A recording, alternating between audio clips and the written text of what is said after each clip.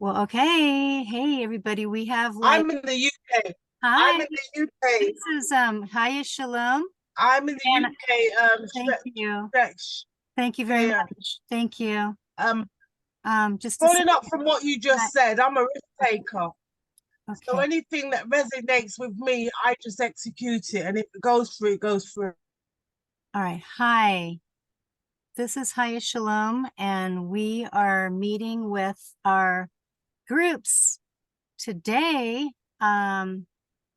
We just wanted to have a little chat about some of the processes, and I kind of been feeling that there's a lot of desperate people. I don't know if it's because of the particular time of year where a lot of people have perceived family gatherings, and some people are alienated from their families.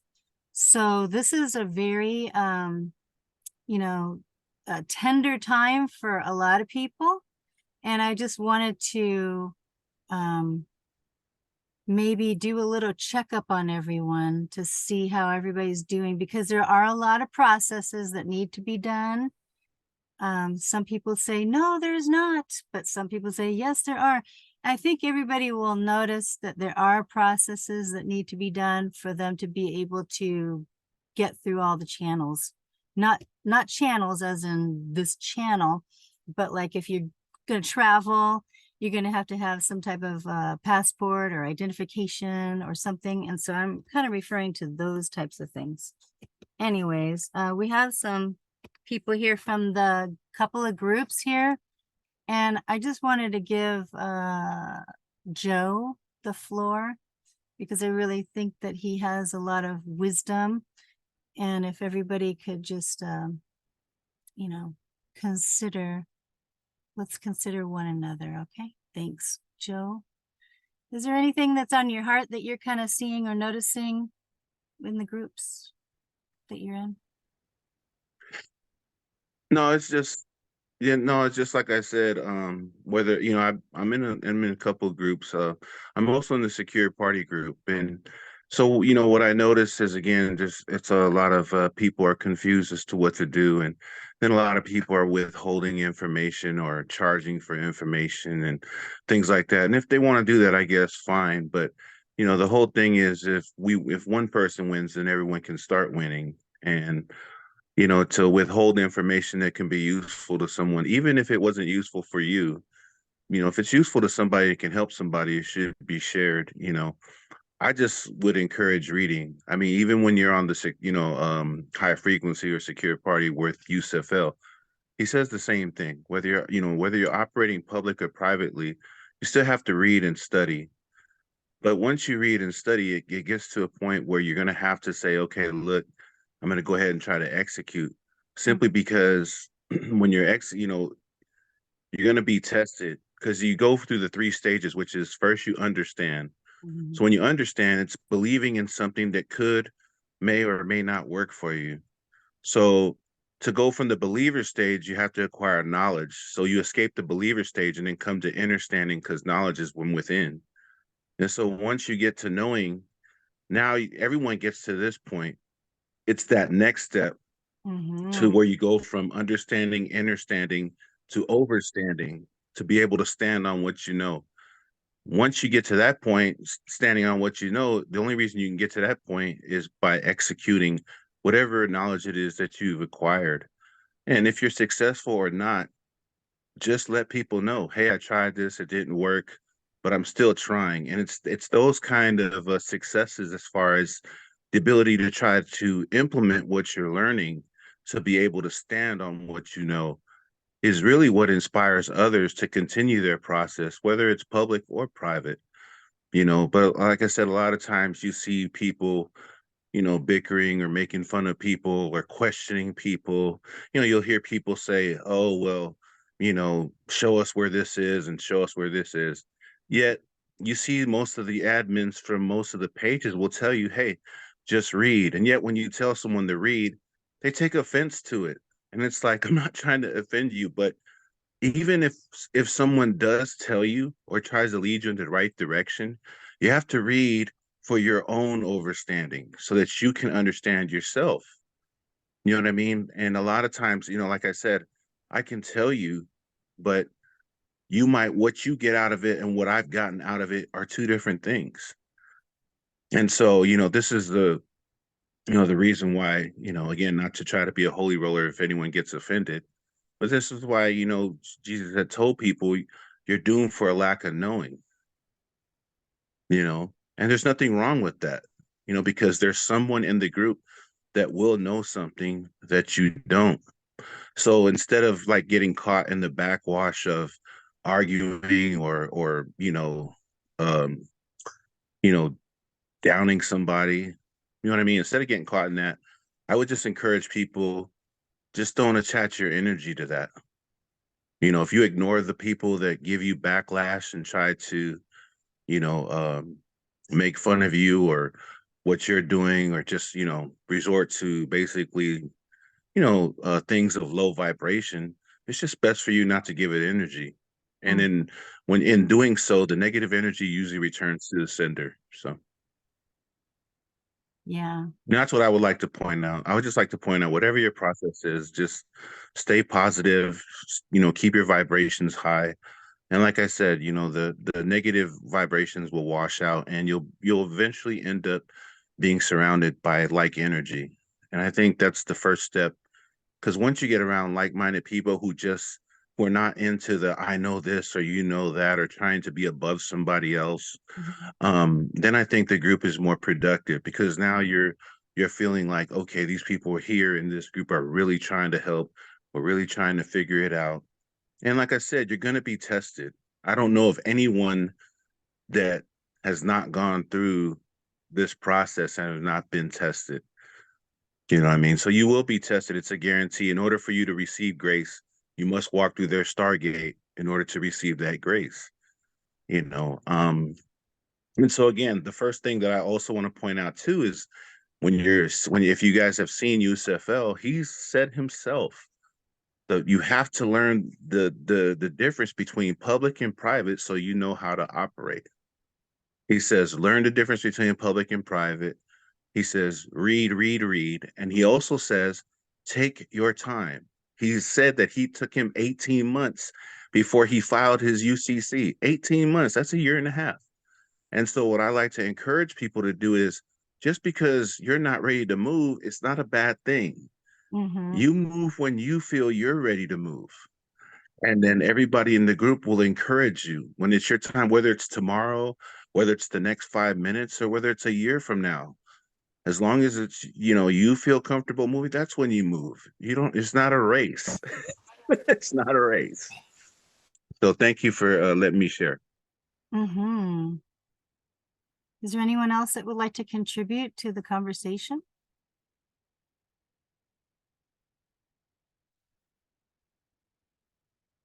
I see Al's in here. Hi, Al. And Elsie, Callie, and Gus. Hi, can you hear me? Yes. Hi. Hi, Elsie. Can you hear me? Yes. Hi.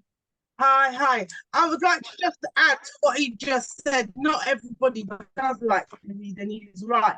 But there's an app that you can actually download called Natural Reader, and it will read to you for those who doesn't like reading. So maybe that's something you can pass on, in the group. I yield. Naturalreader.com. Is that what it was? Naturalreader.com. Yeah, Natural Reader. Yeah. You can download it on your phone or on your PC. Yeah. Oh, it's an app. Is that what you said? It's an app, Natural Reader. Okay, cool. And I also had Yeah, heard that's correct. Yeah. that Google has some type of a feature too, that it could read to you whatever it is that you looked up. And I thought that was interesting. Yes, it can. Yeah. Yes, Or, it can. or you Some could, of the web browsers do allow that. I gotta let my dog in, but go ahead and keep talking, Elsie.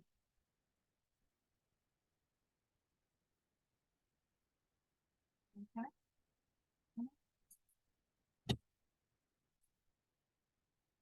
Or not. It's okay to have space and to breathe a little bit. And we all should do that. Take a deep breath and breathe out. You know what? We're all in this together. We're all finding out new things.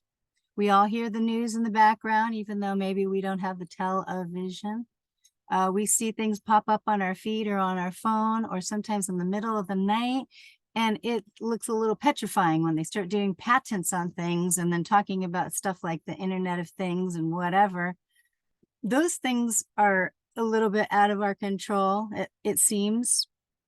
I know that there's another guy, Ramon, who's got his business about operating the law smoothly or something, and he seems like he's got some great proactive techniques of guarding the trust.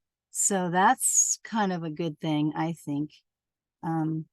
Some of us maybe have fallen prey to certain gurus and purchased, you know, the diamond package and this and that, and didn't even know all of those things that were filed on our behalf. Maybe we didn't get that 1-hour consultation that we were promised or what have you. And so that makes it difficult too. When things are done for us, it kind of reminds me of, like, you know, having children and doing the laundry for them, you know, dressing the child before school. And then one day, then your parent says, okay, it's time for you to start doing it now. And it's like, what? Wait a minute. I'm so used to you doing it for me, and now I have to do it. So we kind of get a little bit of, you know, a little shock. If other people do our work for us and we do not have the maturity, or like Joe was saying, that we can't stand, meaning we don't understand what has been done for us, then that's not good either. So there's a lot of people that are just new to learning about some of the things that have happened to us that we weren't aware that happened a long time ago, like in the 1800s, the 1900s. And we weren't even aware that we were in all of these predicaments. And, you know, it makes more sense when you find out the history of everything. But once we wake up or come of age, or like they say, the age of majority, then it is important for us to apply some of the things that maybe we hear. And yes, I love watching those short little TikToks with information, and I love reading the comments, because a lot of times the people in the comments, they're adults as well, and adult learners, which all of us are. We all have a little piece of the puzzle.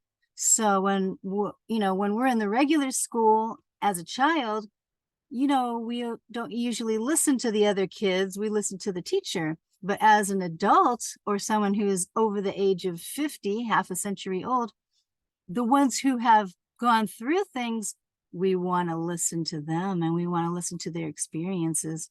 And when they can back it up with the actual, you know, code or statute or trust or whatever law, God's word, whatever, it is so very helpful, because then that helps us to be diligent, to be able to look those things up for ourselves.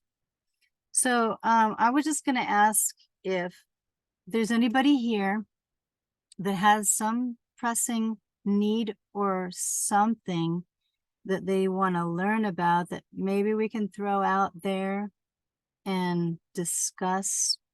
I know sometimes people operate with trust law.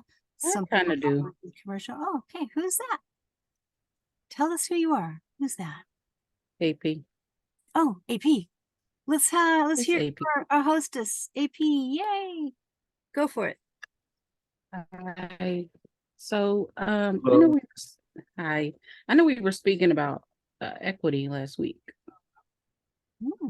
and some things I learned about equity is that sometimes people who do equity don't always go to court, right? And they are able to sometimes settle their matters outside of court. What do you think about seeking equity by, or I don't really know how to say that. Does Like that if we are going to court and seeking equity, like is court somewhere that you can get a remedy, an equitable remedy? is there anyone? Yes, court is somewhere where you can get yeah, yeah, court is somewhere where you can get equity simply because one of the equity maxims is that equity acts in personam, meaning in person. So you Like can you take go care of in your, there. yeah, you can take your matters that, which is what they want you to do. The other way, what you were talking about is like settling it out of, out of court. Mhm. Usually that's done when you do like, the constructive notice or, it's like basically through a phone call, Mhm. where you would call and you can, again, handle the matter there. But a lot of times, you gotta, you gotta, let them know, there's things that you would have to say in order to, when you make Mhm. that phone call to these people, you Right. know, and those are things again that take practice. So like one of the things that you always want to do is when you're making your phone call, which is giving notice, is Mm. that you're letting them know that you're not belligerent, you're not hostile. You always want to let them know that you're a friend and that you're first of all, you always tell them, for example, you would say, call and they would answer, you'd say, I'm a friend. I'm not an enemy, nor am I an ally to an enemy. I'm a friend, and I'm also a friend of the US. You have to make that clear to them because what you're about to tell them, you're about to tell them that I'm coming through the gateway of equity, and you're going to give them notice. So that's but the first thing you want to do is you want to let them know that you're a friend. You're never an enemy. You're never belligerent Right. because they're looking for that. you Yeah, know, they are. You can tell that they are, yeah. right. So you want to ease their mind by letting them know that, you're a friend. You also want them to know that, you know, this is a securities call. That's very important to let them know that this is a securities call. Why? Because it's the securities that's running the whole court. It's running the whole case. Once you let them know that this is a securities call, then you can go forward and let them know that you're standing as surety to the principal debtor. Once you stand as surety for the principal debtor, you are letting them know that I'm exercising my right to equitable subrogation. Once you're able to establish that you're exercising your right to equitable subrogation, you're letting the people know that I'm giving you notice that you're the creditor.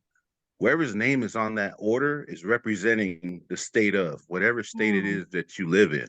The state of whatever state that you live in equity is always the creditor. The principal debtor is always the all caps name, whether it's driver's license, social security number, birth cert. That's the principal debtor. You're the surety. You're the one responsible for that. And because you're responsible for that, the surety is never the creditor, but the surety always has creditor rights. So you have the same rights as the creditor, but you're never the creditor. Why? Because when you say you're the creditor, a creditor is a creditor debtor. That's a public relationship. You're Mm. operating from equity, which is private. So you never, this is why you never want to assume that take that role of a creditor, but you have creditor rights. So this is something that I always tell people that just because you're not the creditor doesn't mean that you don't have the rights of the creditor. You just can't tell them you're the creditor because of the relationship. A Mhm. creditor debtor relationship, that's public, that's the public realm. So you always want to stay out of that realm. That's why you always tell them that you're the surety, and at surety, you have rights to equitable subrogation. That makes you the subrogee. And according to exclusive equity, the subrogee has the highest right. Why? Because you're the one that brings equity. The highest right that the creditor has is the subrogor. As the subrogor, his rights are higher than the creditor debtor, but not higher than the subrogee. Does that make sense? Yes, it does. Okay, so there's where the issue is. And so Once you make it a trust issue, everything changes because now you're doing what they can't do in Article 1 and Article 2, which is extending judicial authority. This is why, me personally, I'm studying equity and studying the private, because in the private, to my knowledge, is the only way you can access Article 3, because Article 3 tells you that judicial authority is extended in Article 3 when it's a matter of trust. And this is what we're talking about when we're talking about equity. We're talking about the trust. So one of the things that you might run into is, say, for example, on the phone call, they may say, well, what is your name? And, a lot of times people will either stick to their guns or they'll get nervous and they may give the name. And so they don't know how to respond. Can I say Say something? again? Can I say something there? When I do get a call and they ask, are you Lorna or blah, blah, blah, I would always say I'm the agent to the name. I'm the agent. I don't know if that makes a difference, but to me, I think it makes a difference. What I would do, me personally, what I would do is when they ask for your name, you can tell them without giving your name, you can tell them that I can give you, that you tell them my name is held in trust. It's held in a special deposit. I can extend my name to you for future return on my interest. Right. Okay. Brilliant. Okay. So that way, that keeps you from giving them your name. Why? Because it's a trust matter. This is why that you have to make the call a securities call. You're letting them know this is a securities call. Why? Because you own the account. And because you're responsible for the straw man, all the securities that belong to the straw man are there for your use. And so what you're telling them is all those securities that are tied to the case, I need those mailed to me so I can settle the matter. Because remember what you're doing is you're bringing the equity. They're bringing the legal title. You're merging the two together. Without equity, the legal title doesn't mean nothing. So this is what the equity maxim of equity can stand without the law, but the law can't stand without equity. You see what I mean? Because it's the equity that drives everything. And God is equity. God drives everything. Without the equity in your body, you're just a shell. But the equity is the spirit of the law. Yeah. Does that make sense? And so because equity sure is the does, spirit, it sure does. right? So because equity is the spirit of the law, this is why equity can stand without the law. So I made a post in the Operating Secure, where people would mention that, what's the difference between equity law? I told people that commerce is the fake legal, but common law is the real legal. But common law was too harsh for man. So down came God, known as equity. Down came God to fulfill that. Does that make sense? Yeah. And so, yes, it does. Yes, it does. Right. So that's kind of where, again, I've been kicked out of groups because I try to share these things, which is why when I make a post, I just kind of give them a little bit. And then whatever they want to do with it, I don't even argue no more. I just say, okay, be blessed. You do what you want to do. I'm not going to, because I know I don't want to sit here and just argue with people. I want to sit here and share the knowledge that's given to me by the Most High and let people, make their own decisions and utilize their own free will if they want to go the equity route or continue on, filing their indemnity agreement and operating publicly. I have friends that operate publicly and have been successful at it.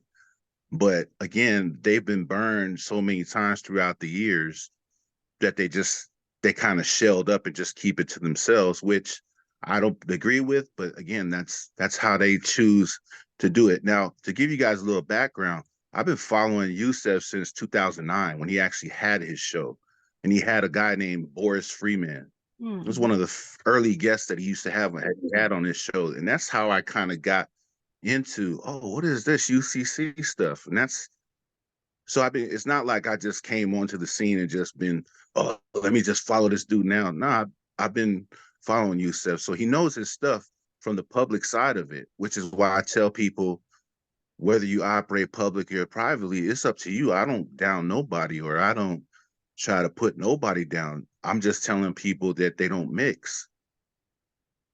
God don't mix with Caesar. I don't care what Bible you read, Ethiopian Bible, this Bible, a Bible from another country. I've never seen Jesus say, hey, let me use this statute to get me out of a situation. I've never seen him do that. You see what I'm saying? And that's what equity is.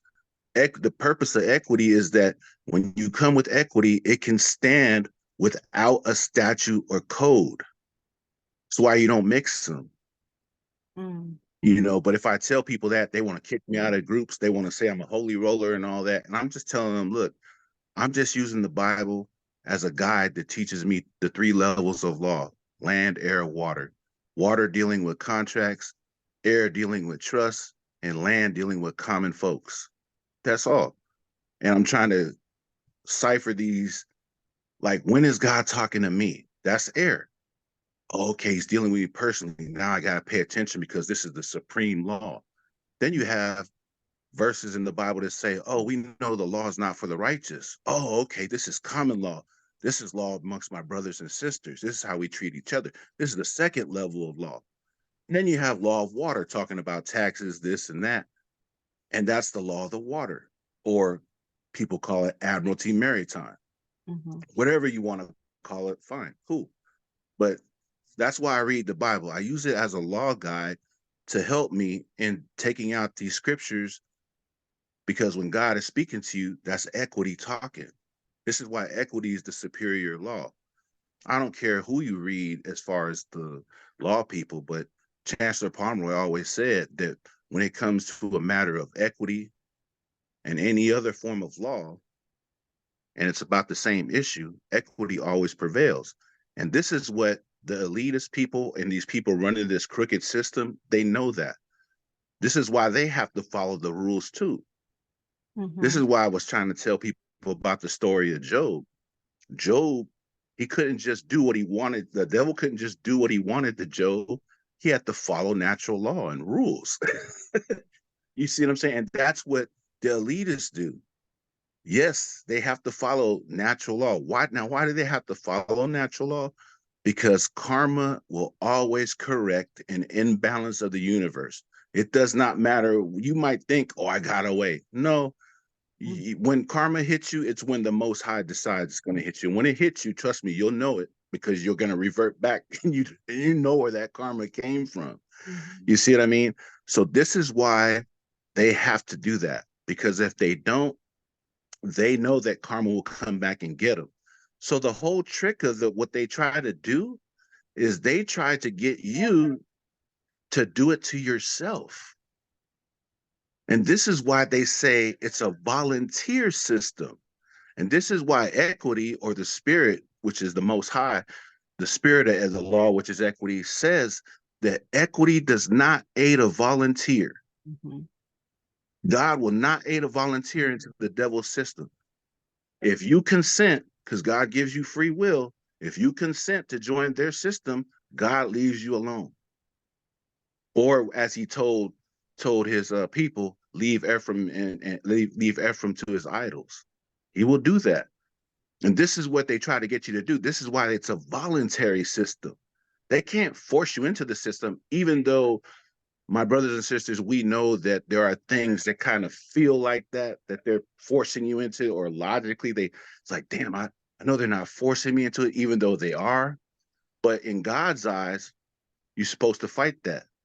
There's different crowns, and God says the highest crown is the crown of the martyr, meaning that sometimes you'll have to sow your testimony in death, much like John. So this is why I try to tell people equity is the narrow path. And I don't think people truly know just how narrow that path is, yet the narrow path is the righteous path, and the righteous path always wins. This is why I turned to study the equity. But again, this is something I choose, and it's something I share with people that want to go that route. But again, I wouldn't force anyone to do equity. Why? Because my father doesn't force me. So if someone wants to operate public, which a couple of my brothers do, fine, I'm good with that. But just like I tell you, like, I'll give you an example. In the Bible, Paul and the disciples are arrested. Okay. Paul is put into one cell, the apostles are put into a different cell. Paul used citizenship to get out. They said, hey, you can't do this. I'm a Roman citizen. Yeah. He used the public remedy to get out. Does it make sense? So then they came to the apostles and they told the apostles, hey, what are we going to do? And the apostles said, well, we're taught that when we're brought before rulers, kings, and queens for testimony of my sake, we just speak the truth. And if the truth was in you, it's equity speaking. This is why equity tells you to accept their charge. They want to charge you, just accept it. Once you accept the charge, they remove the reins, and now grace comes in. And now you're ready to receive your equity. You see what I mean? But I just think that it's something that has to be practiced. I just think that when you're studying equity and you're studying the private side, that you really got to train yourself not to use statutes and codes. I mean, that's not easy. But every time, you can see it even in the comments or in the posts of our group, that if I put down something that has to do with equity, first thing people want to do to counter it is they'll put statutes and codes. If you look at my post, you'll see that I just ignore it, or I'll just say, oh, okay, that's cool. Because I just know that's not what happens here in equity. Equity doesn't need, if you tell me when God needs a statute and code to stand, he doesn't. And neither do his children. That's why I chose to operate privately and utilize that. And that's why I tell people all those things that are held in trust, they're there for your benefit. That's why you have the highest title, because you have equitable title. They have legal title. They have substance. You have form. Form always beats substance. They have the shell. You have everything that goes into that shell. Without you putting the equity in that shell, it's just a shell. And this is why I tell people, in public, you only get the shadow title. You get legal title, but you don't get equity. They keep the equity as soon as you sign the promissory note. If you sign the promissory note and don't protect your signature by giving them notice of subrogation, then they give you public credit. They take your equity and they sell it off. So they're making buku money off your equity, which is real money, in exchange for public credit, which is fake money. And that's what I just, wanted to share. So if anybody had questions, or, there's case laws too that support it. But again, I would rather people just pick up the equity jurisprudence books and just read it. It's there. There's plenty of Supreme Court laws that support this. As a matter of fact, you remember the Enron case in 2002? If you guys remember the Enron case, yeah, look and see how they beat it. They use equitable subrogation. And this is the thing. This is what creditors do to you when they want to hit you with child support. They say, hey, they're receiving the benefit, and because they're receiving the benefit, we're the creditor, we have rights. They're using subrogated rights to get to recoup the public credit that they're bestowing to whoever it is that's receiving their benefit. But they never tell you that the obligor-obligee relationship is a public relationship. And when you look at your child support orders, just look at it. It'll say obligor, which is you, the person that pays. Obligee is the person that receives the benefit. That's the public relationship. And if they're receiving the benefit, then the creditor has a right to come recoup from the obligor, which is the person paying the child support. But when the person paying child support hits them with equitable subrogation, now the rules change, because the equitable subrogation allow him to be the subrogee, meaning his rights are higher than the subrogor, which is the state. And the state, trust me, 9 times out of 10, I'm going to say 9.9 times out of 10, they don't want to pay you your interest. They just settle the matter or just terminate the child support, which I believe someone posted that they use equitable subrogation to terminate their child support earlier. I saw And that's how that. they do it. I'm just, Yeah. I yeah. s- So now while he's just showing you, yeah, and now while he's just showing you the document, I'm explaining to you how it went down. Does that make sense?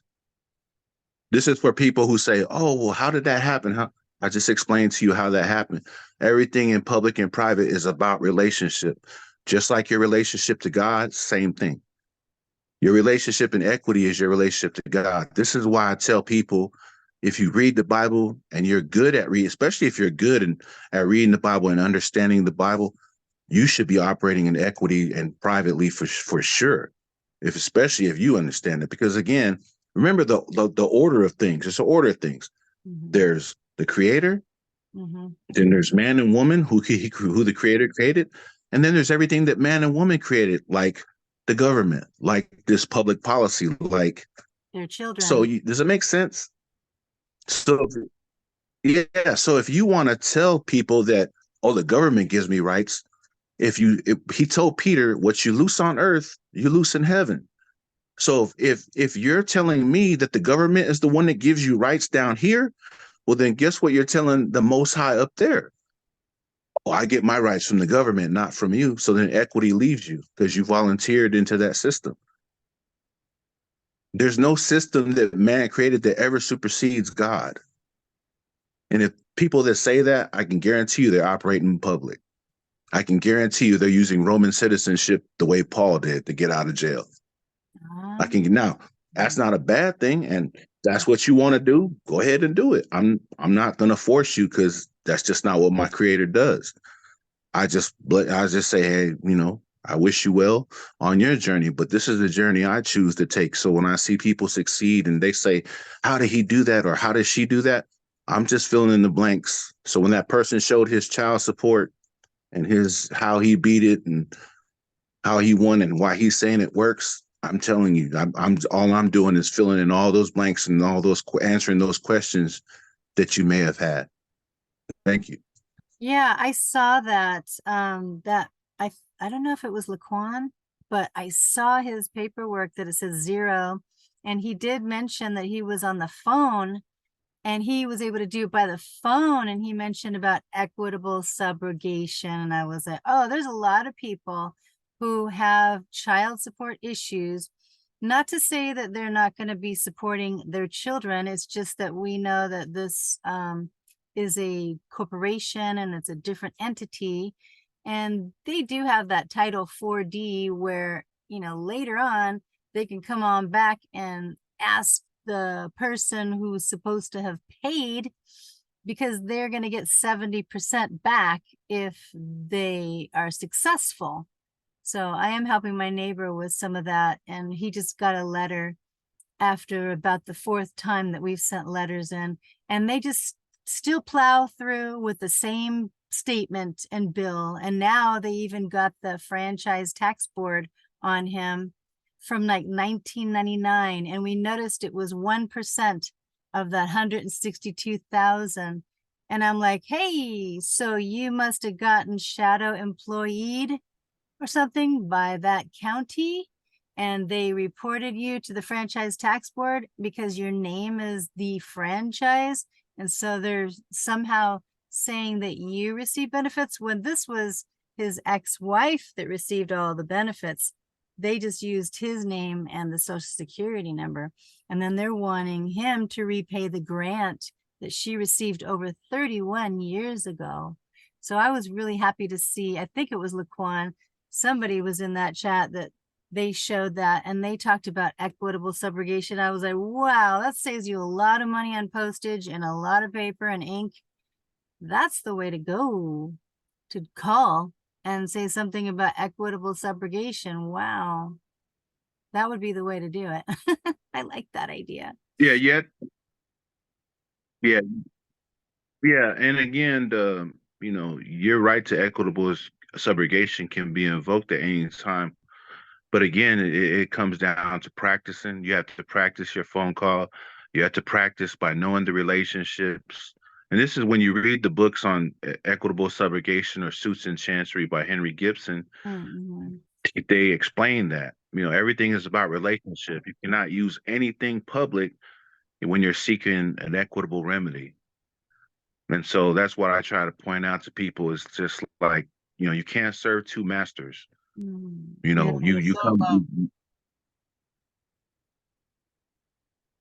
So, there's a quote that I came across with regards to equity. Let me see if I can read it.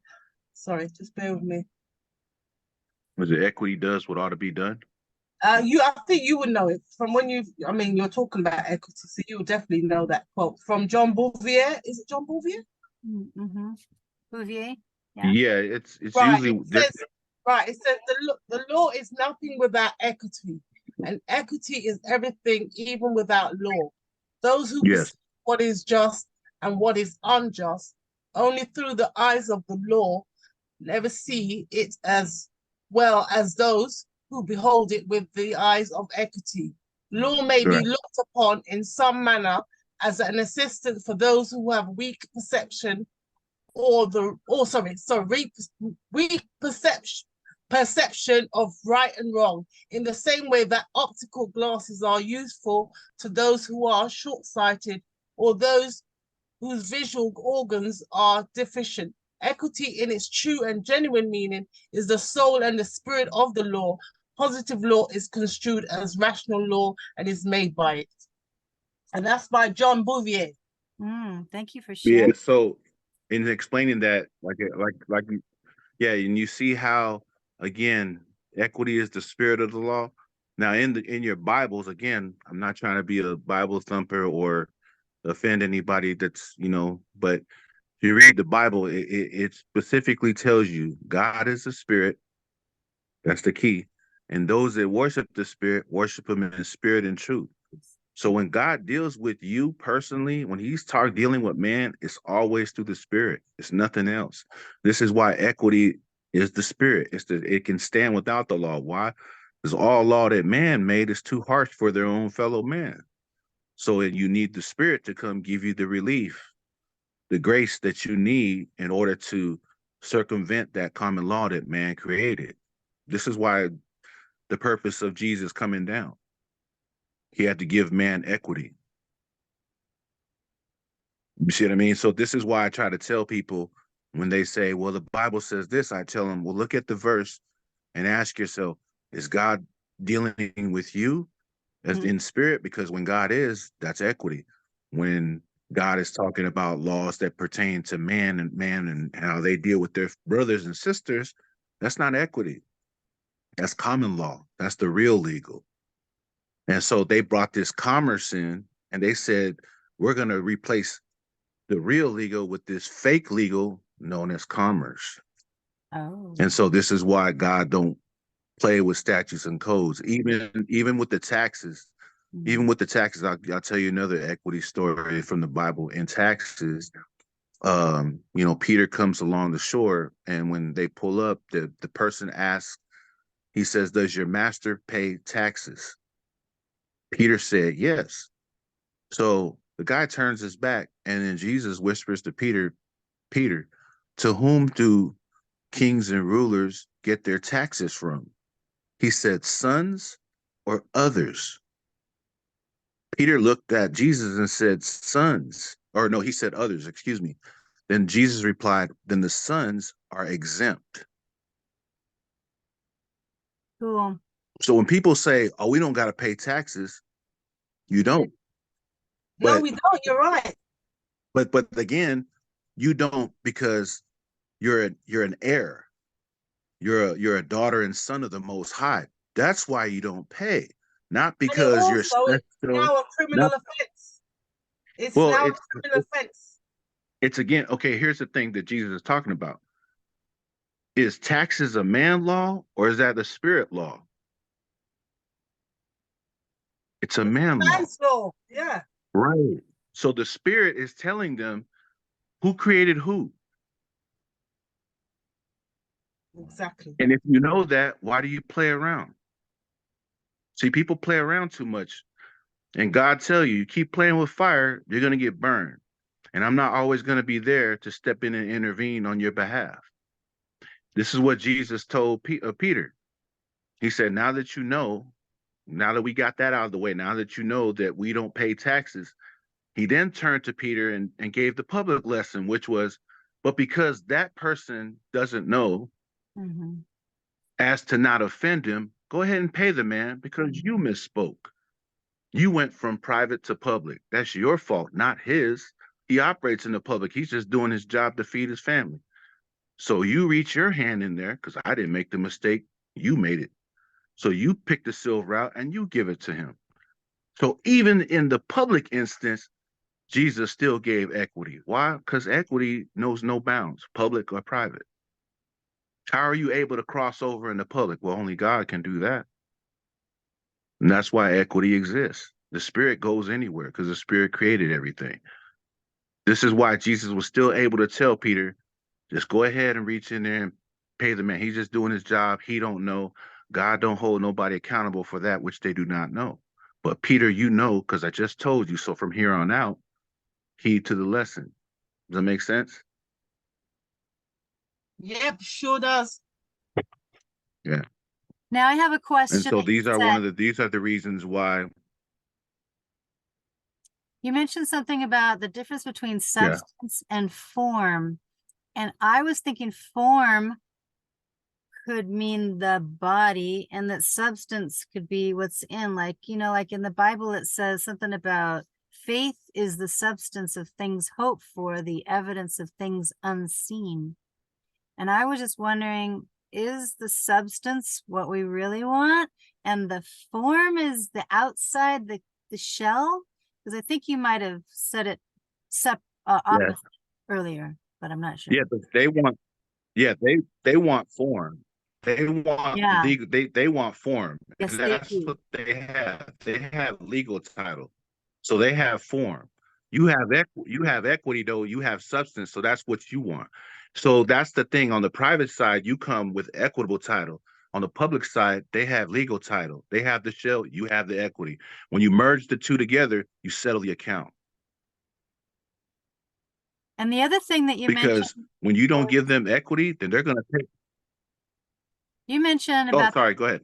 no, it's okay. You mentioned about the eye of the needle, and I'm thinking about like the camel that's going through this narrow passage over there. I don't know if it was Egypt or the Middle East, but they had to take all the baggage and the passengers and everything off the camel, get the camel to go on his knees to get in through that little area that was so narrow that it was a rock formation called the Eye of the Needle.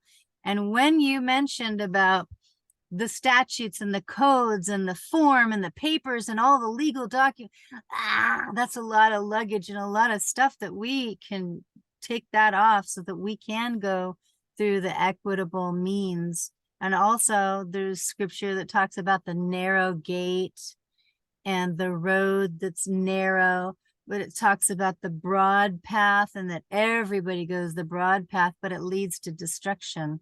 So I really love your analogies and how you're correlating them to scripture or the Bible. That's really good. It lays a very nice foundation. The other thing I remember is when, and I call Jesus, I call him Yahusha, because I've learned about the J letter being English and it's only about 400 years old. And that when he was on earth, he never was called with the hard J name. And Yahusha or Yeshua is salvation, and his name, Yah, is in that name. So I refer to him as that. But I remember when he said to Peter, who was called Simon, son of Jonah, Simon Bar Jonah, he said, "Who do men say that I am?" And he says, "Well, you're the Christ, you're the Son of the living God." And he says, "Well, flesh and blood did not reveal to you that, but my Father in heaven. And I'm going to change your name to the Rock."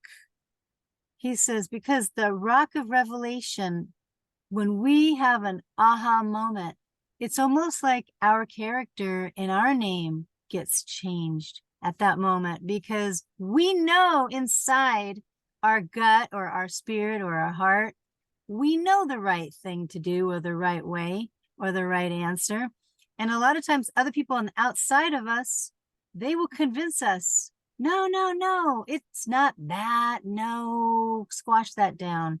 And that's where we lose our reward, is when, you go to the car dealership, what I like to call it, and then they say, oh no, you're leaving without the car. You did out the application. And I had said, well, do you think I need to revoke my signature or maybe ask for my application back? No, no, no, no. We need to keep these on file here for 2 years. Oh, is that because maybe you might be doing, I don't know, 1099A acquisition, abandonment of property or something? No, we don't know what that is. Bye. See you later. Leave without the car. We just had you sign your name. So today I actually called those 2 car dealerships and I mentioned to them about my equity and that my name, my signature, gifting it to them, that I want to have either my application back or the car, because I didn't receive any benefit other than, getting my credit score down. So that is public, I understand, but I need to know what's a practical application for something like that to go in through the eye of the needle. I mean, to get through equity. Yeah, remember, you got to remember again, equity tells you that everything in the public, right, is fiction, right? Okay. So fiction is dead, right? Okay. So what did God say? He said that I'm not the God of the dead, I'm the God of the what? The living. Living. Mm-hmm. That's right. People in the private are the living. People in the public are the dead. Mm-hmm. The people in the public are those birth certificates. They're dead. They're just a shell. They're just a legal title until you say, that's me. Now you've given them your equity. Now the title has life. Now they can come in and get you. And now God departed. Why? Because you just went into their shell and you gave them consent. God gives you the power. This is why I tell people be careful, because once you consent, equity doesn't aid a volunteer. And this is why I tell people don't enter into any contract or no system without protecting your signature. Mm-hmm. You got the mark of the beast on your hand, which is the power of your signature, and you got the knowledge in your head, which is the mark of the beast. Because you're taught, this is my name, which it is, but not the way you think it is. You see what I mean? I Because did there's a name too sign. that looks just very much like yours. I signed by and then the name, comma, beneficiary. I didn't sign for the all caps name principal. Period. I didn't do that part, but I did that beneficiary part. Yeah, you always want to acknowledge. Yeah, yeah, but you always want to acknowledge the separation. So take the extra step and let them know that you are the surety for the principal debtor in all matters. There's only 3 parties in equity. There's the surety, there's the creditor, and there's the principal debtor. Those are the 3 parties. The principal debtor is your social security, birth certificate, driver's license, all caps name. The surety is you, and they even tell you in their law, they imply you as the surety. And then you have the creditor, which is the state of. Those are the only 3 parties. And this is why I try to tell people you can't occupy multiple positions. But being the surety, you have multiple rights within being the surety. But like AP in the You see last what I mean? video, she mentioned, why would we pick the word surety? Shouldn't we say that we're the implied surety beneficiary? Yeah, they imply you as a, yeah, they imply you as a surety, and you're letting them know, okay, Beneficiary. yeah, because the surety is, see, the beneficiary is the last right of the surety. Because as a surety, you're the subrogee. As creditor, they're the subrogor. Your right is higher than theirs because the subrogee is the beneficiary of Can I, everything public. can I tell you something? Yes. I read somewhere in the Pennsylvania State Code, and I have screenshots, so I'll read it to you. An officer does not have a duty to a person that is a beneficiary of the general public benefit purpose. That's true. That's true, because he doesn't have because again, it's public. Mm-hmm. You see what I mean? And so I want you guys to remember this if possible. There's this thing called the Ashwander Rules of Court. I believe there's 6 of them, but I believe Ashwander Rule 6, don't quote me on it, but if you guys get a chance to look it up, Ashwander Rule 6 states that if a person accepts a benefit or a privilege, they can't complain about the constitutionality of a statute or a code. This is how courts operate. This is why I tell people, if you accept their benefit, whatever it is, welfare, child support, whatever their benefit is, social security card, any of that, if you accept those things, then they don't respect you in the public. Like You see beggars what I mean? can't be choosers, huh? Yeah, because you're accepting the benefit. It's kind of like this. Let me give you an Are they example. not more Let's like just entitlements? let's kind of well think about, okay, let me tell you something. It's kind of like this. Let's just say I got this stimulus check, right? And I get the $1,200 and I'm sitting here complaining about, I'm like, AP, man, this is bullshit. This check. And then AP says, did you cash it? And then I'm like, well, yeah, but well, then you can't say nothing. Because this is how the court's going to look at it. They're going to look at you and say, "Oh, that's cool. Hey, did you cash that check, by the way?" As soon as you say yes, they don't want to hear you because you accepted the benefit. And once you accept the public benefit, they don't have to give you respect for that.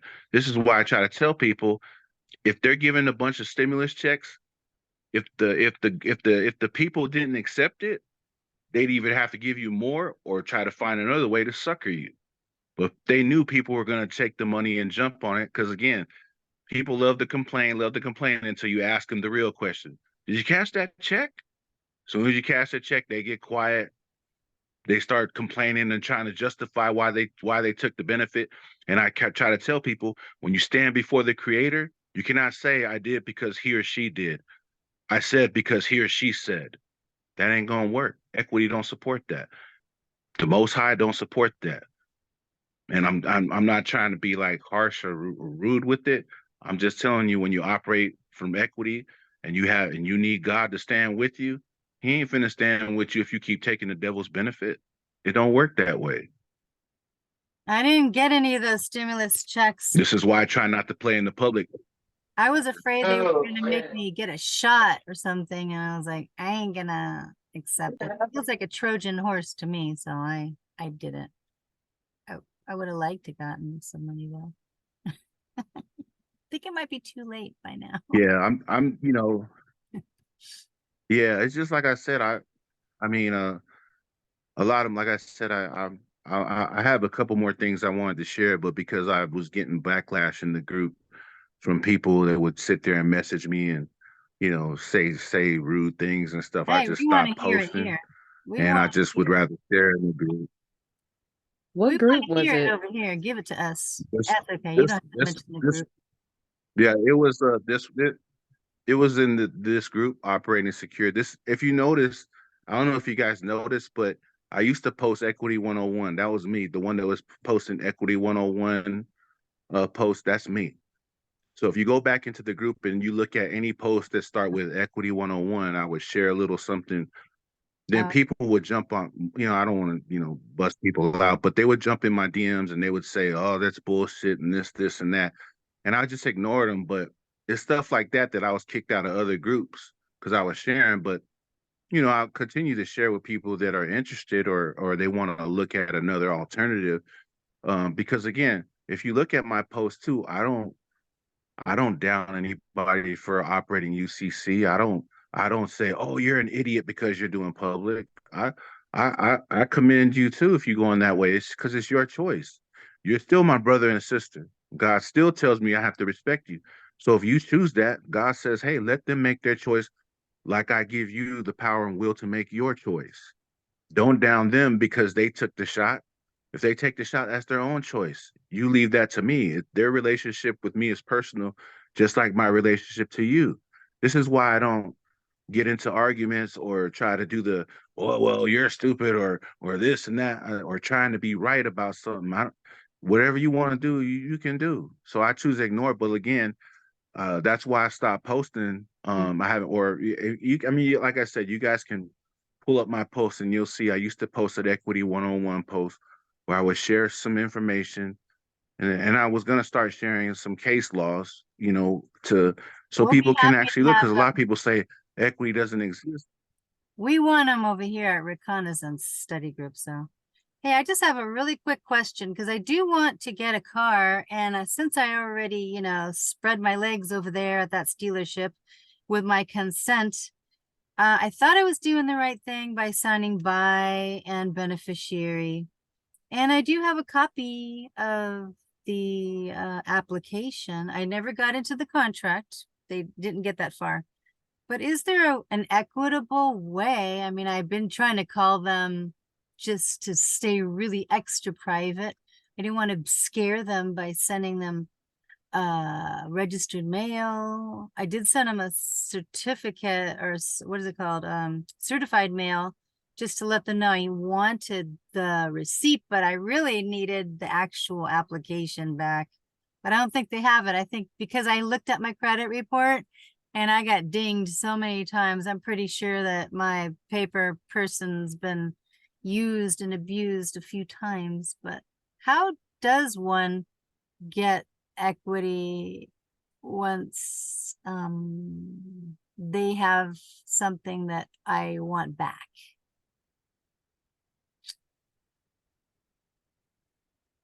Because everything's prepaid. So equity always exists. Even when they say the debt's been discharged, you can tell them that's fine and all, but I still need to recoup my equity. I need to recoup everything that was put into it, because again, it's your securities in that straw man that you have access to settle any matter. This is why I tell people, if you make a call, let them know it's a securities call. Okay. Because if they don't send you the securities, then you can go to court and file a breach of trust. See, once it's trust, it's Article 3, and Article 3 is where you want to be, because Article 3 is the court of the people. That's God's court, and this is when the judge actually is for you and not against you, like Article 1 and 2 military tribunals. Military tribunals, the judge isn't for you. Not that he doesn't know what you're talking about. Let's be real here. He knows what you're talking about, but when he looks at you, he says it doesn't apply here. So a lot of times you'll see people say, oh, well, I have the constitutional right this. And you'll hear the judge in the Article 1 and 2 court tell him, if you bring the Constitution up in my court again, I'll hold you in contempt. And these people are like, oh, that's bullshit. Or they wonder, how does he do that? Well, he does that because what you're talking and what you're trying to apply doesn't apply in this court. In Article 1 and 2 courts, the Constitution don't apply. So you're trying to bring something from the outside, another jurisdiction, into Article 1 and 2, and it doesn't exist. He's not lying, or she's not lying to you. You think they're lying, but it's really your ignorance of understanding the courts, the laws, what rules you play in. Again, does anybody play spades in here? Now, if you play the game spades, you'll know that you'll go in there and assuming, oh, I go to my friend's house, they're about to play spades. And you might assume that they play with the joker deuce. Then you find out, no, we don't play jokes and deuce here. Does that make sense? See, it's house rules. You have to understand the court, how they operate, and what applies and what doesn't. In Article 1 and Article 2, they tell you those are military tribunal courts. They deal with admiralty maritime law, which is commerce. So the judge is an administrator. He ain't there to judge nothing, or she ain't there to judge nothing. All they're there to do is to see who's liable, you or the state. Guess who they're going to find is liable 99.9% of the time? You. And but yet you'll come out of court saying, oh, they shafted me, they railroaded you. I'll look at you and say, well, didn't you expect that in Article 1 and 2 court? How do we get into and that? Then you look at me and say, oh, then? And now look at you. How do we get into that narrative? Article 3 deals with the Article 3 deals with trust. So have you guys heard of a checks and balance system? Where they have, I also heard about they have the executive, then they have judicial, and then they have the legislative. Yeah. Right, but they're all administrative, right? No. In Article 3, you have the checks and balance. In Articles 1 and 2, you only have legislative and executive. Judicial power or judicial authority is not extended in those two articles. So when you're dealing in a military tribunal, you don't get the benefit of the judicial branch to check the other two branches. In God's court, though, Article 3, you sure do. And this is when the judge is actually a judge. And this is when the judge checks the lawyer on your behalf. Why? Because it's an Article 3 court. He's now a judge. The rules are different. We're talking about trust. It is their duty to protect the Sesti Key Trust. That's Supreme But Court, right? right. And I mean, you can go to the lower courts, but of course, a lot of times the lower courts won't know, but that's okay because you're supposed to appeal it until you get your remedy. You Right. see what I'm saying? But I'm just telling people you're only going to get that remedy in Article 3 because Article 3 you actually have the judicial authority that's extended, and they even tell you that in Article 3. That's why I tell people just read the first 3 articles, and you'll see the rules of court. And if you don't understand the rules of court, go to Ashwander rules, and they'll tell you. I think there's 6 of them. Just read the Ashwander rules. Those are the rules that the judges go by. That's why I say when you're coming in there in that Article 1 and 2 court, he ain't a judge. Yes, he or she may look like a judge because they're wearing the robe and all this stuff, but nah, in Article 1 and 2, it's just a play. Okay. Just So like when people tell me about the 14th. are you Well, saying question. we have to go through the fake Article 1 and 2 courts first and then do an appeal to get to the Article 3 one? Is that what you're saying? Or is there a certain Well, thing? once you notice the court of equitable subrogation, it becomes a trust issue. It automatically shifts to Article 3 because it's now a trust issue. Trust issues only exist in Article 3. This is why they tell you judicial authority is extended when it becomes a matter of trust. This is why you're trying to exercise equitable subrogation. Once you exercise equitable subrogation, it now becomes a matter of trust. They have to shut down what they were doing and go to trust. Why? Because it's equity. Equity is superior to Article 1 and 2. And this is what Chancellor Pomeroy had said. And this is again, that's why I try to tell people just read the books. One is Suits in Chancery by Henry Gibson, and the other one is That is a Rights large for Equitable. Yeah, it is. No, you're right. Who said that? AP. AP. AP. They wrote a treatise on that book. Yes, they did. AP, but AP, you right to it. Hey, trust me, I try to study. I try to, I try to make my goal 2 hours minimum and 6 hours maximum a day. But usually if it's 5 minutes, it's good. If it's 10, I just try to get in as much as I can, as long as I just study a little bit every day. But yeah, you are right. It is a huge book, but it's a blessing because again, I mean, you can get the commerce jurisprudence and you can, operate publicly, but I would rather read the big equity book instead of the big commerce book.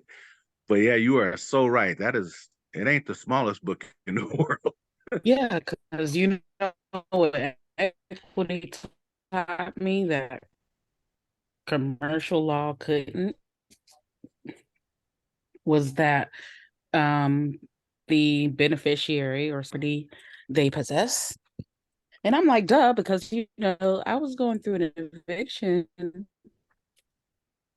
and the landlord was trying to kick me out over not paying the rent, non-payment of rent, and it was like $1,100, over $15,000 in his property. And if you think you can just kick me out over $1,000, no. And I never would have thought of that if I hadn't been reading that book.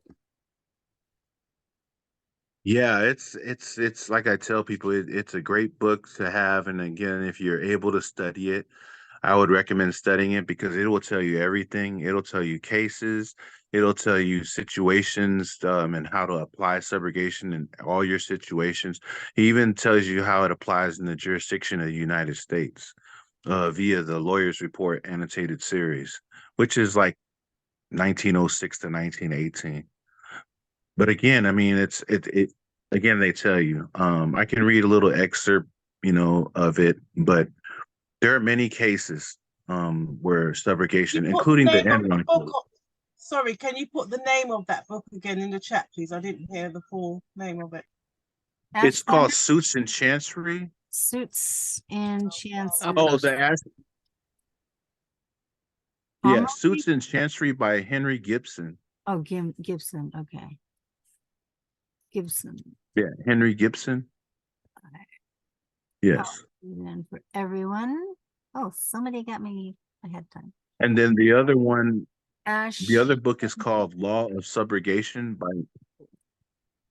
by Henry Sheldon. That's the Law of Subrogation by Henry Sheldon. That's the other book.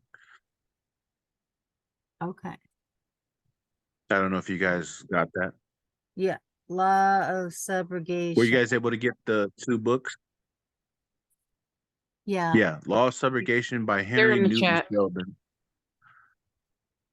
And then the Suits and Chancery is the other book Gibson by Henry Gibson. So Henry Thank Gibson you. has the Suits and Chancery, and the Law of Subrogation is by Henry Sheldon. and Chancery. And if for anybody that's in here in this Zoom that was operating publicly, that's choosing to operate privately, one of the things that you'll have to do, which I'm doing and still doing, is unlearning all things public. You have to unlearn statutes, unlearn codes, and come to equity maxims and Bible scriptures. And again, I'm not telling anybody to, I'm not a Bible thumper or nothing. No, I you're use the right. Bible as a Right. guide. But I'm Correct. just telling you that you'll have to unlearn everything, because what's going to happen is you have the habit and tendency already to look at statutes and codes, because that's what a lot of us were doing. And you have to train yourself to know that equity maxims, biblical scriptures only, and try to stay away from the statutes and codes, because statutes and codes are a public relationship. And the whole war, and it is a war, is over public and private. The public wants so bad to come into the private, and private deals with private property. And that's really the real war. That's why I try to tell people the real war between democracy and the republic is the republic wants to protect private property, and the democracy wants to take private property. And this is why I try to tell people, you operate private, get ready to have a lot of public enemies, because what the Rothschilds and Rockefellers are doing, is that they're using a public system to control private people. So if you think that the Rockefellers are actually doing these public things that everyone else thinks they're doing, they're not. They're operating privately too. They know they have to follow the rules too. They are not operating anything public. When the people try to tell you that the Rockefellers are operating public, no, they're not. They understand. They created this system, and they're using this system to basically control and neutralize other private people, because we're all private, because God made us all equal. They know that, so they couldn't use God's system. That's why they had to get rid of gold. They had to use their system, their currency, and then get you to volunteer for it. And once you volunteer, which is, hey, here's your birth certificate at birth, here's a social security card, and here's your driver's license, you are now entered into the mainframe of the public system. And God knows that. So God sends his children into the public realm, which is the devil's world. And he tells them, hey, we need to pull out other people from the devil's realm.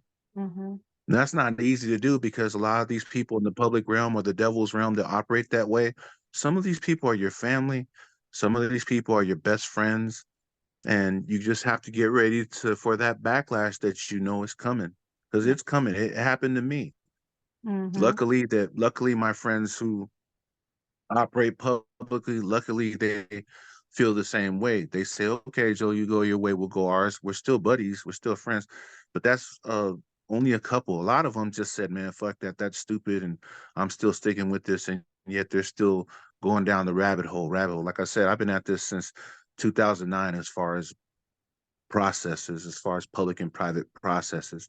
And the only one that makes sense to me is God's process, which is equity. This makes so much sense to me because, again, we're using biblical scriptures and Bible scriptures and equity maxims, and even saying that even the public tells you, public, I think it's Public Law 97-280, when Ronald Reagan declared the year of the Bible. So even the Yeah. public, they still have respect for the Bible.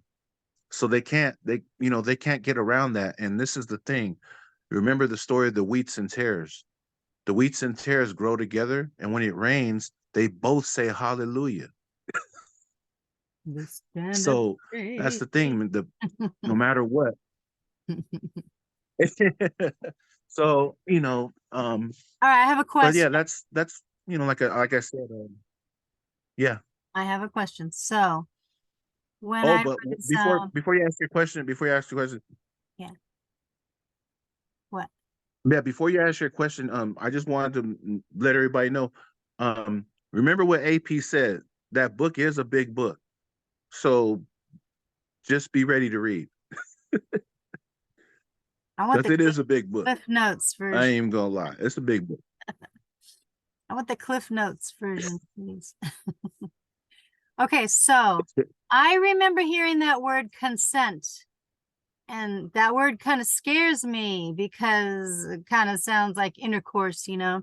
I did go to Bank of America because I wanted to find out about the brokers and if I needed to have some of my securities brokaged, whatever, Treasury Direct, all that kind of stuff.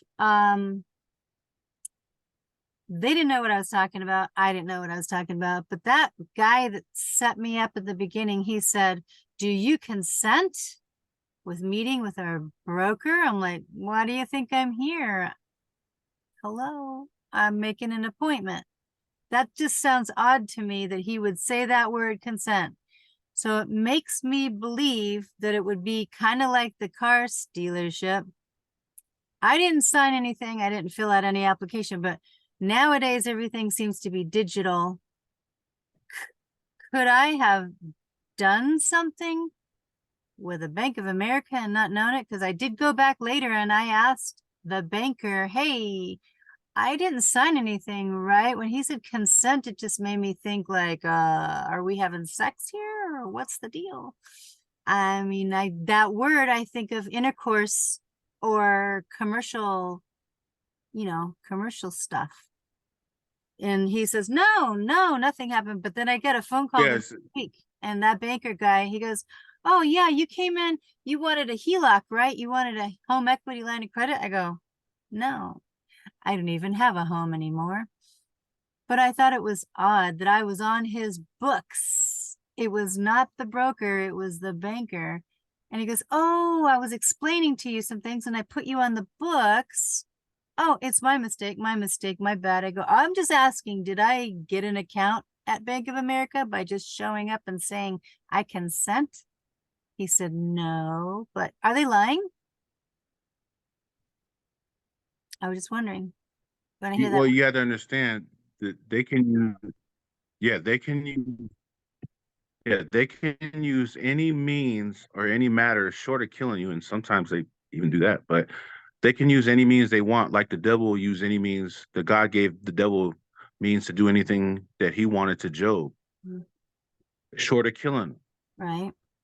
Because that was the whole thing. The devil said, "Job, you only bless Job because Job only praises you because you bless him." And he said, "But if you take away, if I was able to do this, and that, he would curse you." And God said, "Okay, you can do anything you want to Job, just like he can do anything he wants to God's children, short of killing them, to gain your consent." And this is why God says, no matter what happens, do not yield. If they say, "Hey, you need to take this shot," don't yield. Right. Because that's just an example. And again, if for those that did, I don't get mad at them or nothing, because again, who am I to judge? Ivermectin. And this is why I've had many of my friends that took the shot, and but so this is what I'm talking about, consent.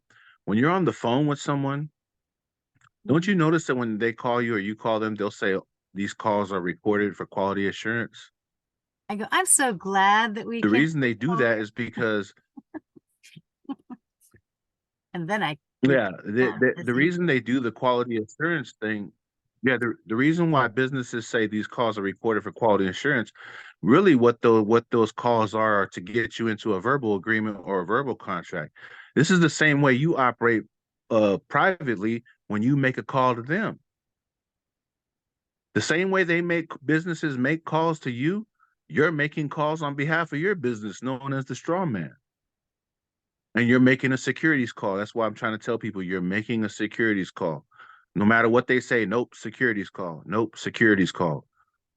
And all the securities that belong to the principal debtor, that's those are yours for your use. And you tell them, I need all those mailed to me. And if you don't mail them to me, I'm filing with circuit and I'll take it to the Supreme Court. I'm filing breach of trust. What do we say about trust? As soon as you file a breach of trust, what court are you going to? They're going to Article 3. Once you go to Article 3 from a breach of trust, they're going to yield because A, they don't want to pay. And anybody whose name is on that order or any of those securities, they have to pay. Why? Because they're representing the state as a creditor. What about arbitration? yeah, what about arbitration? You can arbitrate because again, you're trying to settle the matter. But again, I wouldn't even go that far. I wouldn't let them get that far. I would just stick with equity and tell them those securities that are in the Sesti Key Trust that you made for the straw man, I need those.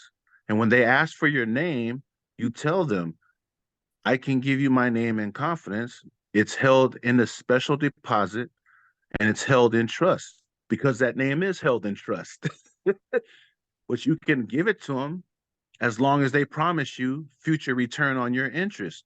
Why would you ask for future return on your interest? Because that name has securities that you're entitled to. And those securities are known as equity. It's everything within that legal title.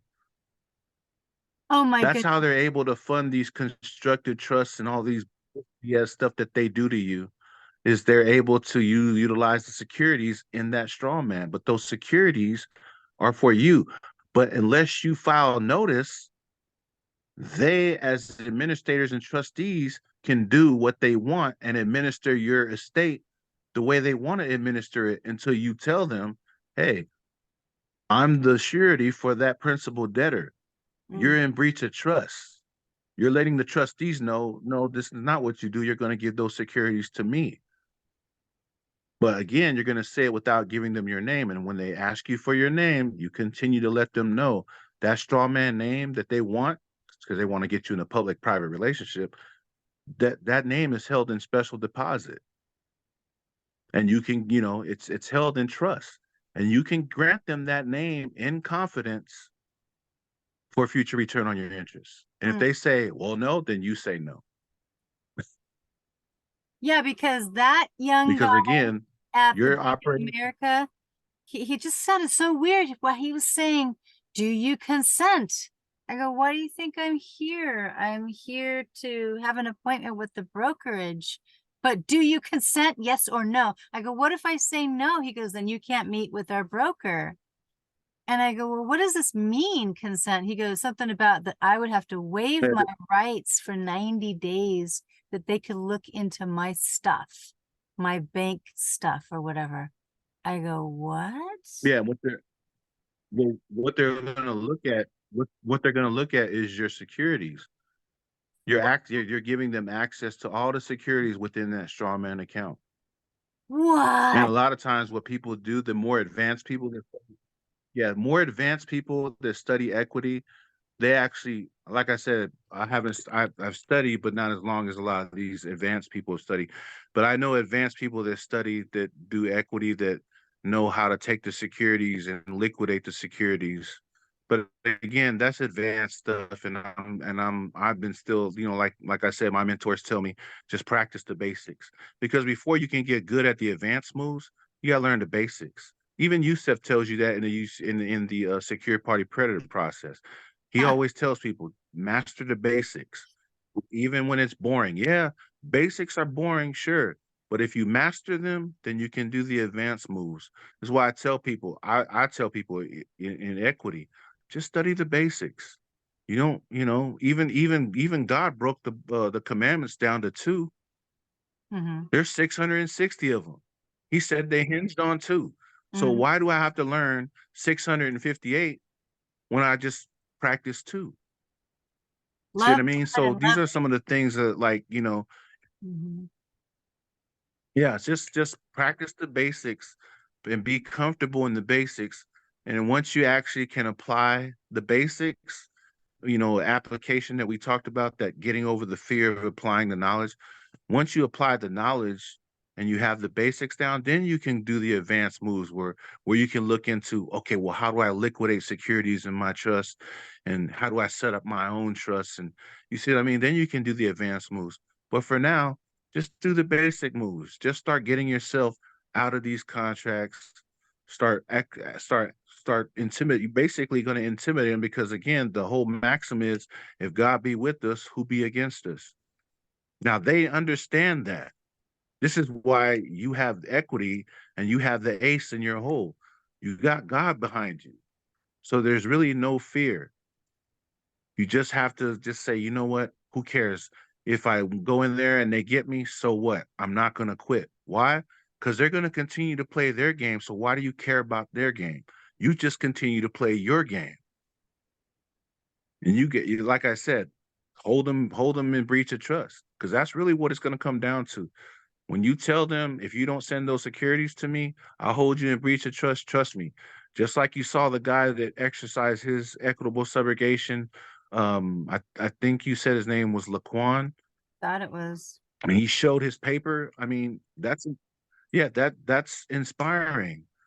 I look at even people that go to court, even if you lose or don't get the remedy, you're still inspiring me. Why? Because you're actually taking the time and energy to fight and go out there and apply what you're learning. And that's the toughest, that's the last stage for someone to say, I can stand on something, or what they call overstand. Because again, we all start from understanding, then we go to the understanding, which I believe we're all at. We're all at the understanding stage where we have so much knowledge within us.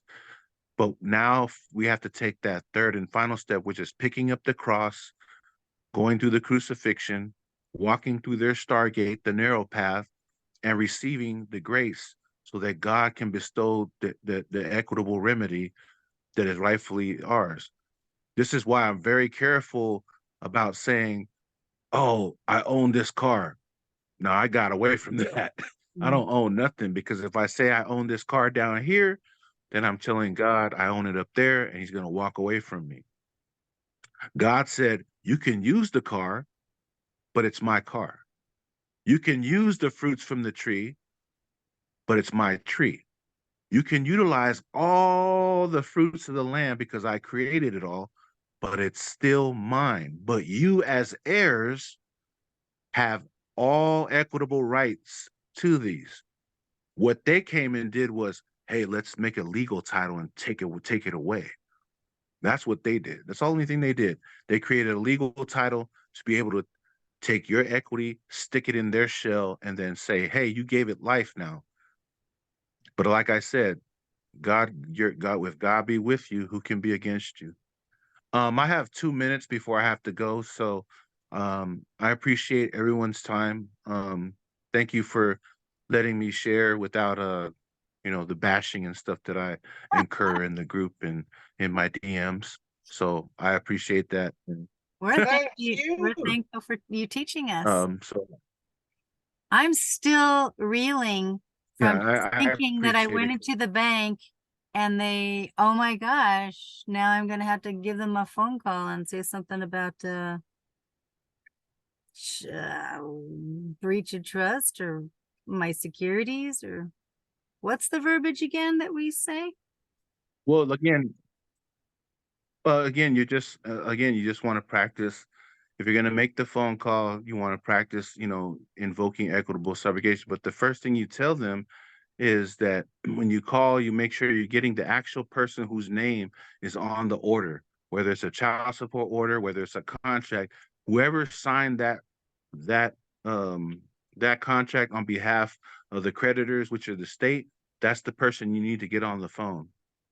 So, for example, let's just say the person on the child support order's name was, we'll just use AP, just example, was Okay. AP. You want to get AP on the phone. Why? Because AP is the one who signed the order. AP is the one who's representing the state.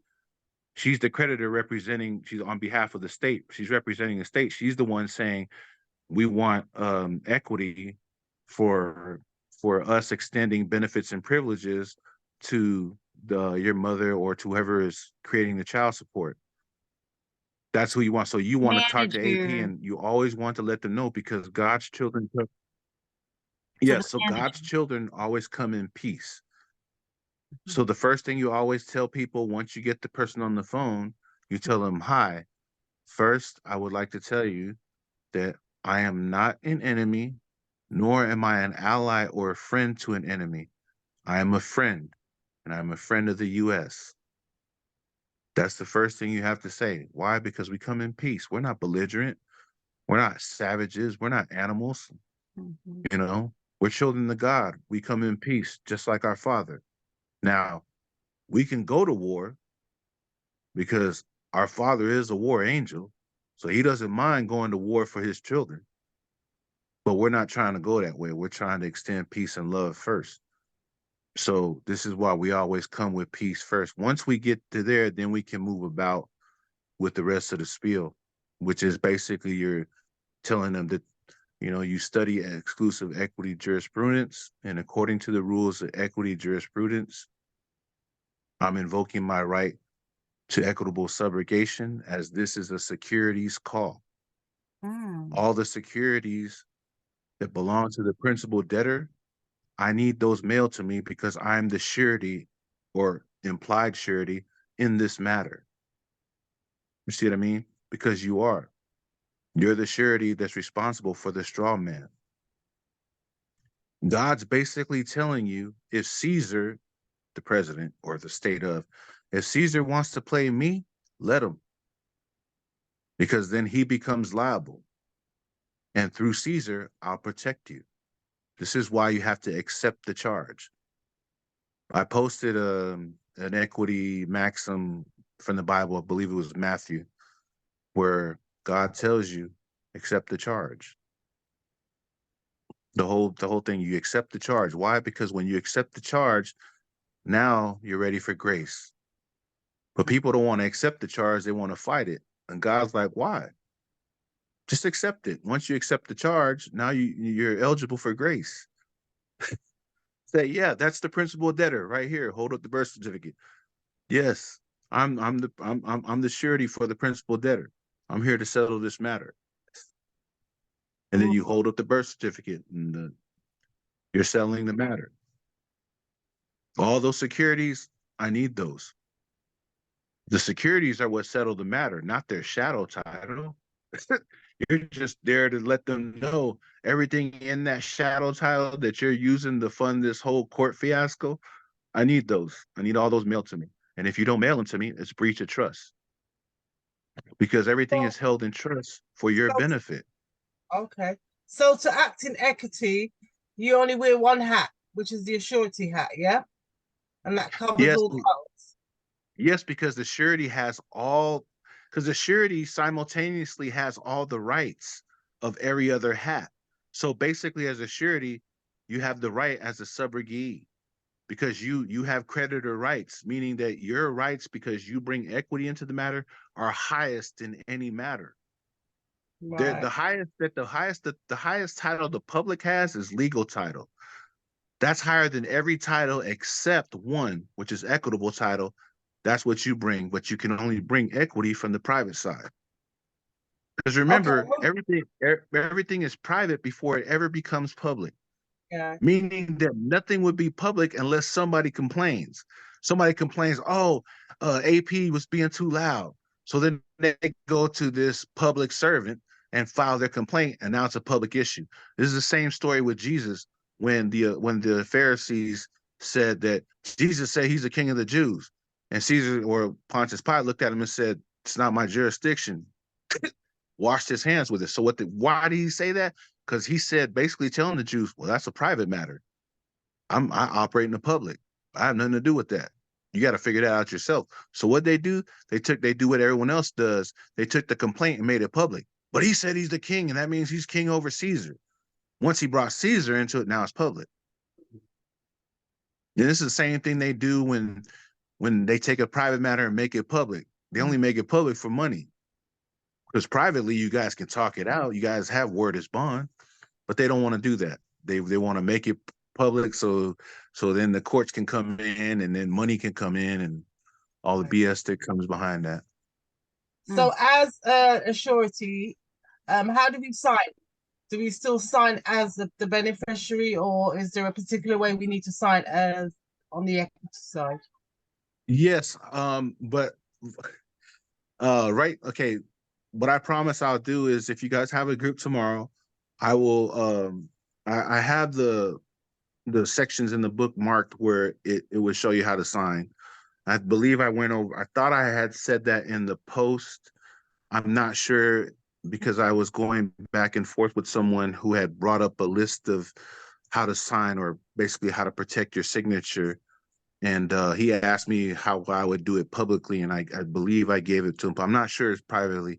I haven't posted in a while, so excuse me. But if Are you you look in at the Renaissance group in Telegram?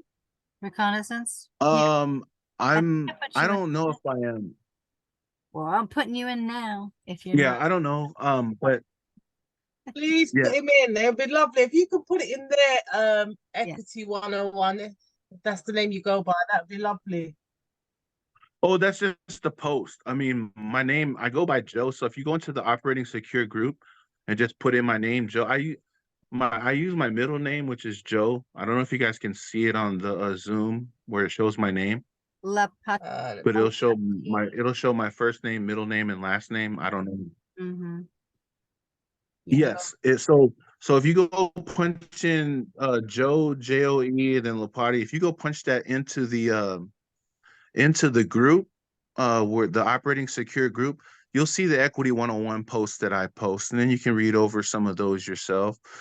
But like I said, there'll be a lot of comments that, like I said, negative, but I just ignore it because I'm not there for negative people. I'm just there for people who truly want to try to get to the private side and operate privately. And I would rather share with them and not give my energy to people who are negative. Have a look in there. Well, I added you to our group. Yeah, but I'm in there. Are you not on Telegram? Are you not in the Renaissance group on Telegram? The reconnaissance? I don't know. I just joined this group. I just put you in the messenger. I just joined this group. Yeah. Cool. I put you in the reconnaissance group in Messenger. Well, thank you so much for being here. And I need to cut it off myself only because I gotta put my groceries away that I got in the car because I made it here just in time. And I gotta put all my groceries away. Yeah. So guys, thank you. I appreciate everybody. Thank you for allowing me to share without judgment. So thank you, AP. Thank you. Am I saying this right? Chaya. Chaya. It means life and restoration. Okay, Chaya. Chaya. And Yah is the name of our creator. Nice. Mm-hmm. Nice. Chaya Shalom. Thank you. Gus. Thank you. Elsie. Thank you, True North. Thank you for allowing me to share without judgment. I really appreciate it. And if you guys have a group tomorrow, or maybe if you guys have a group tomorrow, I will try to join. I'm actually at work. You see my closet and stuff, but I'm actually at work. So I just took some time. I usually utilize my lunch and my 2 15-minute breaks to give you guys an hour of time to allow me to share and to listen to whatever you guys wanted to share as well. So I hope some of you guys, and I hope that again, just like I said, gratitude for no judgment. And like I said, I appreciate you guys, and I hope to see all of you guys later on down the road. And like I said, I might post some more as far as equity 101 posts. Like I said, I just I just don't like the negative energy, the stuff that people show. So again, I will see you guys later, and God bless everybody, and Yeah. we'll look forward to talking to you guys again. Yeah, Likewise, thank Thank you you. so thank much. you, Joe, for your knowledge. Well appreciated. Thank you for allowing me to share. Blessings. Thank you. And Bye. I'll go ahead and end the meeting. If you guys want to get on another meeting for yourselves, you feel free to do that with AP, but I need to get off myself. So I'm just gonna, All right, I'm gonna head out as well. okay, thanks Thank you you. guys. Maybe we could do this again You're tomorrow. welcome. Hit me up. Yeah, Have a already.